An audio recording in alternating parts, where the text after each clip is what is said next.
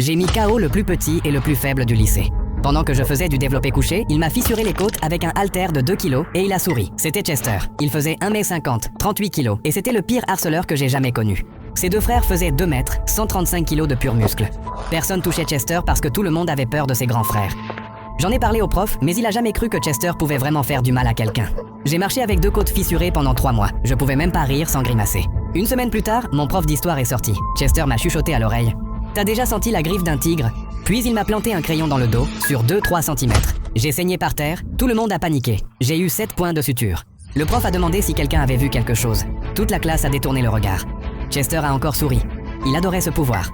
Cours de sport, baseball. Chester m'a éclaté le genou avec une batte en métal. J'ai boité pendant 1 mois. Je le sens encore quand il pleut. J'ai rien dit à ma mère. À personne. Je savais que je devais gérer ça moi-même. Alors j'ai commencé le kickboxing, 5 jours par semaine pendant 6 mois. Je me suis entraîné avec des semi-pros. Au début, je me faisais défoncer, puis petit à petit, j'ai commencé à placer des coups et à gagner leur respect. J'ai gardé chaque coup de Chester dans un coin de ma tête. J'avais une bourse universitaire, je pouvais pas me permettre de la perdre. Alors j'ai attendu le dernier jour de cours. Je suis allé le voir et j'ai dit « Hé Chester, t'as déjà senti la griffe d'un tigre ?» Il avait l'air perdu. Avant qu'il parle, j'ai tout balancé. Coup de poing, coup de pied, coude. Je l'ai étalé sur le béton inconscient, le visage en sang. La foule s'est rassemblée, plus un bruit.